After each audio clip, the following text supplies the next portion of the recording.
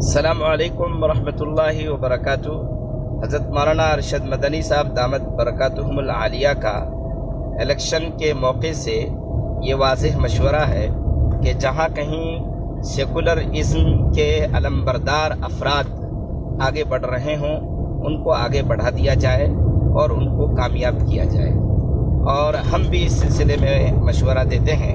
کہ بھائی ہمارے ابھی یہی نظریہ ہے کہ ہندوستان کے اکثر و بیشتر علاقوں میں مسلم آبادیاں نہیں ہیں، وہاں پر غیر مسلم آبادیاں ہیں، تو وہاں پر سیکولر جو مائنڈ کے سیکولر مزاج کے امیدوار ہوں ان کو کامیاب کیا جائے۔ لیکن وہ علاقے جہاں پر مسلمان اکثریت میں ہیں اور MIM کا کینڈیڈیٹ کھڑا ہے تو ہم یہ گزارش کرنا چاہیں گے کہ وہاں پر آپ MIM کو مضبوط کرنے کی کوشش کریں۔ بعض لوگوں کی طرف سے یہ الزام لگایا جا رہا ہے کہ MIM BJP کے لیے کام کر رہی ہے اور MIM کے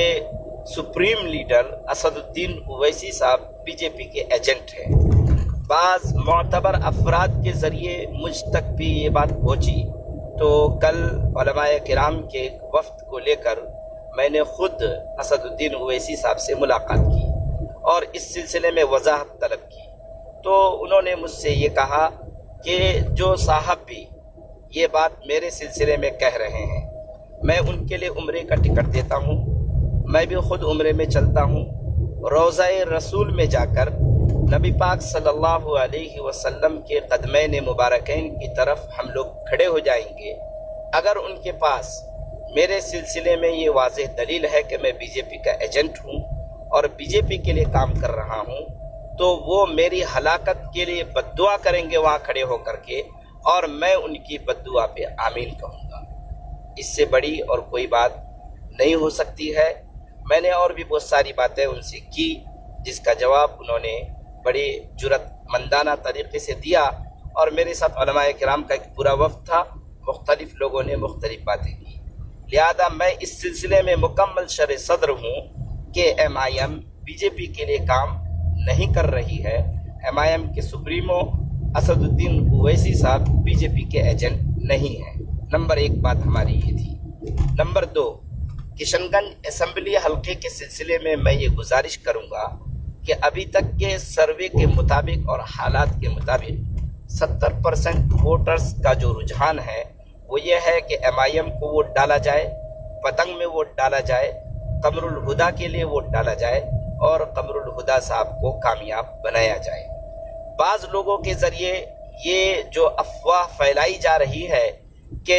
کامیاب ہونے والا جو لیڈر ہے وہ کانگریس کا ہے، اور اگر اس کو کامیاب نہیں کرایا گیا تو BJP کامیاب ہو جائے گی، یہ ایک دھوکہ ہے۔ حقیقی بات یہ ہے کہ آپ ایک جیتے ہوئے لیڈر کو، جیتے ہوئے MLA کو، جس کے بارے میں یہ یقین ہے کہ وہ BJP میں نہیں جائیں گے، میں اس بات کے لیے آپ تمام حضرات کو یہ یقین دلاتا ہوں کہ قمر الہدا زمین پھٹ جائے گی، آسمان پھٹ جائے گا، لیکن قمر الہدا جو ہے وہ BJP میں شمولیت اختیار نہیں کر سکتے ہیں۔ جب وہ BJP میں نہیں جائیں گے تو ظاہر سی بات ہے کہ وہ سیکولر پارٹیوں کا ساتھ دیں گے، تو پھر آپ ان کو ہرا کر اور BJP کو جتانے کی کوشش کیوں کر رہے ہیں؟ لہذا میں یہ گزارش کروں گا کہ قمر الہدا صاحب کے لیے آپ ووٹ کریں۔ تیسری بات یہ ہے، امتیاز جلیل صاحب بھی جو اورنگ آباد سے MIM کے MP ہیں، ان سے بھی ہم لوگوں کی بات ہوئی جب MP کا الیکشن ہوا تھا، اور اس وقت شیو سینا اور BJP کا گٹھ بندھن تھا۔ اس وقت شیو سینا کے لیڈر کو وہاں پر امتیاز جلیل نے ہرایا، جو کہ BJP کے ساتھ گٹھ بندھن کیا ہوا تھا۔ اگر MIM BJP کے لیے کام کرتی یا فرقہ پرست پارٹیوں کے لیے کام کرتی تو کیا ضرورت تھی کہ امتیاز جلیل صاحب وہاں پر BJP کے کینڈیڈیٹ کو ہراتے اور اپنی جیت درج کرواتے؟ اور پھر جیت ہو جانے کے بعد کیا امتیاز جلیل صاحب BJP میں چلے گئے؟ ہرگز نہیں۔ امتیاز جلیل صاحب کو جہاں رہنا تھا وہاں وہ آج بھی موجود ہیں، حتیٰ کہ